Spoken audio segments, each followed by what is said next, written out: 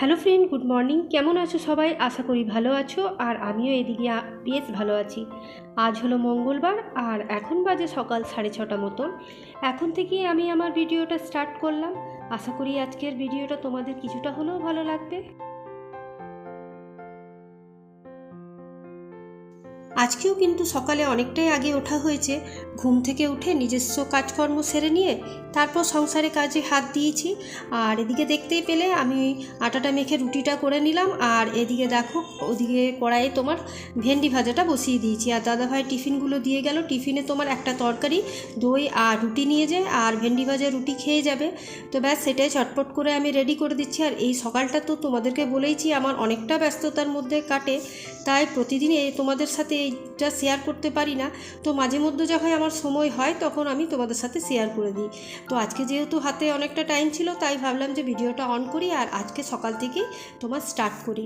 আর এর মধ্যে ছেলে কিন্তু এক গ্লাস হরলিক্স খেয়ে তারপর টিউশনি বেরিয়ে গেছিলো।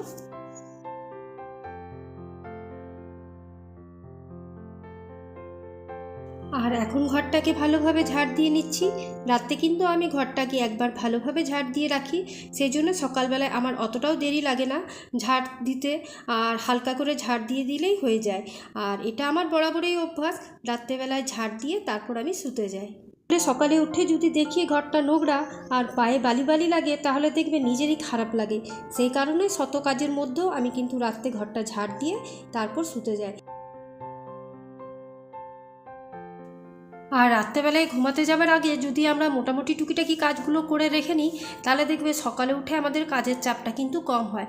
তো আমি চেষ্টা করি রাত্রেবেলায় আমি কিছুটা কাজ এগিয়ে রাখাই, তাহলে সকালবেলায় আমার কাজের চাপটা সেরকম পড়ে না। তো চলো, এইদিকে এখন আমি ডাইনিং টেবিলটাকে ভালোভাবে পরিষ্কার করে নেব।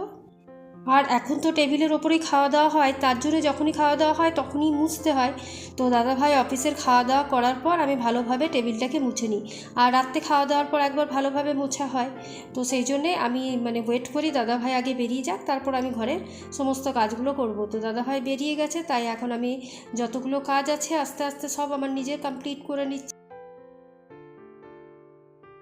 একটু সকাল সকাল ঘুম থেকে ওঠা যায়, তাহলে সংসারে অনেকটা কাজই এগিয়ে নেওয়া যায় আর পরে অনেকটা সময় হাতে পাওয়া যায়।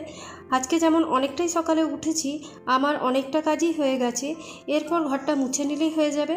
তো দেখতেই পাচ্ছ এখন আমি ঘরটা মুছে নিচ্ছি। আর এখন তো ছেলের স্কুল ছুটি, যেহেতু সামার ভ্যাকেশন পড়ে গেছে, তো ছেলেরও স্কুল যাচ্ছে না আর ঘরে থাকছে। মাঝে মাঝে টিউশনগুলো তোমাকে সকালে করে দিচ্ছে, সেটাতে যেতে হচ্ছে।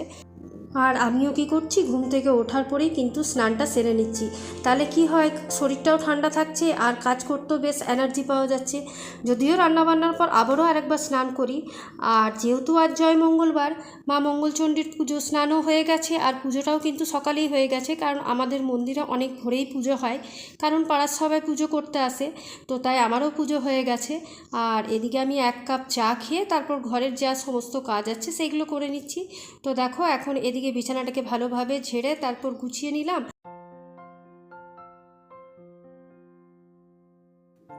আর আমার ছেলে যেখানে রাত্রেবেলায় পড়বে সেখানেই বইগুলো রেখে দেবে। তো চলো, জায়গার জিনিস জায়গায় এখন রেখে দিই। এখন কিছু জামা কাপড় আছে, সেগুলোকে ভাঁজ করে নেব, কারণ কালকে কেচেছি, সেগুলো ভাঁজ করা হয়নি, তো এখন সেগুলোই ভাঁজ করছি। আমি যে নাইটিগুলো ব্যবহার করি তার মধ্যে বেশিরভাগই আমার মায়ের দেওয়া। মা বৌদিরা বাজার গেলে নাইটি নিয়ে আসে, নিজেদের জন্যও আনে আর আমার জন্যও আনে। আর যেখান থেকে নাইটি নেয় সেই নাইটিগুলোর কাপড় কিন্তু খুব ভালো, একদম পিওর কটন, আর পরেও বেশ আরাম। আর দামটা যে খুব একটা বেশি তা নয়, একদম রিজনেবল প্রাইসের মধ্যে। আর কাচলে কিন্তু এর রঙগুলো ওঠে না, আর ভালো লাগে, পরলেও খুব আরাম লাগে। তো যেটুকুনি কাপড় ছিল এখন দেখো সেগুলো বেশ পরিপাটি করে আমি গুছিয়ে নিলাম। আর এখন তো তোমাদেরকে বলেইছি আমি আমার আর ছেলের যে ওয়ার্ড্রপের মধ্যে জায়গা করে নিয়েছি, সেখানে এখন নাইটির জায়গাতে নাইটিগুলো রাখবো, আর ছেলের যে জামা প্যান্ট আছে সেগুলো রাখবো। আর দাদাভাইয়েরগুলো কিন্তু আমাকে সকালে কেচেই মেলে দিতে হয়, কারণ দাদাভাই তো সকালে উঠে যায় আর সকালেই আমি বাসি কাপড়টা কেচে মেলে দিই। আর ছেলের আমারটা খানিকক্ষণ ভিজিয়ে রাখি, তারপর আর কোনো দিন আমাদের এখানে তো বিকেলবেলায় জল আসে, তো যখন দেখি এক্সট্রা জল তোমার বয়ে যায়, সেদিন আমি বিকেলবেলাতে আবার মেশিনটা হোক চালিয়ে দিই, নয় নিজেই হাতে করে কেচে।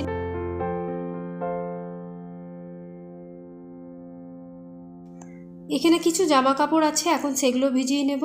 তো দেখো কিছু নাইটি আছে আর ছেলের জামা প্যান্টগুলো আছে।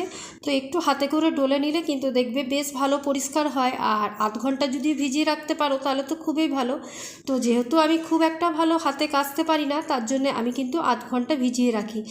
আমার মানে আমি খুব ভালো যে কাপড় কাচতে পারি সেটা নয়, তাই মেশিনই বেশি চালানো হয়। তো যেদিন মনে হয় যে হাতে কাচা যাবে, অল্প পরিমাণ কাপড় আছে, সেদিন আমি কেচে নিই। তো চলো, আমার কাচা হওয়ার পর এখন রোদে টান টান করে সব কাপড়গুলো মেলে দেব।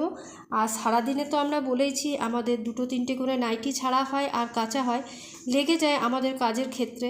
কারণ সকাল থেকে উঠে একটা, তারপর তোমার রাত্রে যেটা ছেড়ে রাখি সেটা, তারপর রান্না বান্নার পর আবার স্নান করি, তারপর সেটা। তো এরকম করে আমাদের 3-4টা নাইটি প্রতিদিন লেগেই থাকে। আর ঘরের বাসি কাজ হওয়ার পর আমি কিন্তু রুটি আর ভেন্ডি ভাজা খেয়ে নিয়েছিলাম। কারণ বললাম মঙ্গলবার তো আঁশ খাওয়া যাবে না, আর আমরা অন্নটাও খাই না, মানে ভাতটাও খাই না, কিন্তু চিড়ে মুড়ি দুপুরবেলা খাই। তো আজকে লুচি তরকারি করব ভেবেছি, তো সেটাই করব। মা আর ছেলে আর এমনি ফল মিষ্টি এগুলো তো খাওয়া যেতেই পারে। তো ব্যাস সেটাই। তো দেখো এখন আমি সোজা চলে এলাম রান্নাঘরে। তো আজকে আমার রান্না কমপ্লিট হয়ে গেছিলো, কারণ আজকে তো বললামই যে আমি বেশি কিছু রান্না করিনি। আজকে রান্নার মধ্যে তোমার করেছিলাম লুচি, আলুর তরকারি, আর তোমার এদিকে ছোলার ডাল, আর এদিকে তো দই মিষ্টি, তারপর চিড়ে, এগুলো তো জয় মঙ্গলবারে সবাই খায়, যারা করো তারা অবশ্যই জানো। তো রান্নার পর একটু এবারে রান্নাঘরটা ভালোভাবে পরিষ্কার করে নিচ্ছি। গ্যাস ওভেনটা দেখতেই পেলে একটু মেজে নিলাম, আর এদিকে কাউন্টার টপটাও মেজে নিচ্ছি। তাহলে কি হবে, একবারে আমার পুরো কাজটা হয়ে যাবে। আর আমি না তোমার রুটি পরোটা এসব খেয়ে থাকতে পারি না। তো যেদিন আমার এই মঙ্গলবারে, জ্যৈষ্ঠ মাসের মঙ্গলবারগুলো আসে, একটু কষ্ট হয়, কিন্তু কিছু করার নেই, করতেও হয়। তো এখন দেখো ভালোভাবে গ্যাসটা মোছা হয়ে গেছে। আর এখন কিন্তু সময় খুব একটা হয়নি, এই সবে এখন 12টা বাজে। তো আজকে কিন্তু আমার 12টার মধ্যে একদম সব কাজ কমপ্লিট হয়ে গেছে। আর নিজেও তো ফ্রেশ হয়ে গেছে, ব্যাস খাওয়ার আগে আরেকবার একটু স্নান করব, তারপর খাওয়া দাওয়া করব। তো ছেলে এখন পড়তে বসেছে, ও টিউশন থেকে চলে এসছে, আর আমি রান্নাঘরটা এখন ভালোভাবে পরিষ্কার করে নিচ্ছি।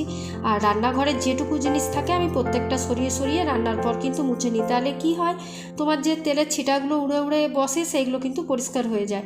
আর একটু যদি ওই স্কচ ব্রাইটটা দিয়ে ভালো করে এগুলো ঘষে নিতে পারো, তাহলে কিন্তু সেই ময়লাটাও থাকে না। তো তাই খুব একটা যে তেল চিটচিটে আমার রান্নাঘরে হয় সেটা নয়। তো এই দিকে দেখতে পাচ্ছ ওই পাশের যে কাউন্টার টপটা ছিল সেটা তো করলাম, আবার এই পাশে চলে এসেছি। এখানে যা কোটো বাটা যা আছে এগুলোকে একটু করে মুছে নেব।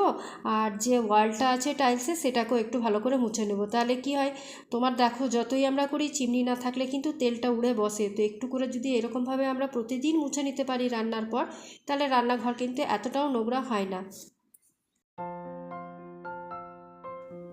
আর এদিকে কিন্তু আমি যা যা দেখতে পাচ্ছ সব মশলাগুলো এইদিকে রাখি কন্টেনারে। আর এই কন্টেনারগুলো কিন্তু আমি একবার করে মুছেও নিই, যেহেতু এগুলো কাচের।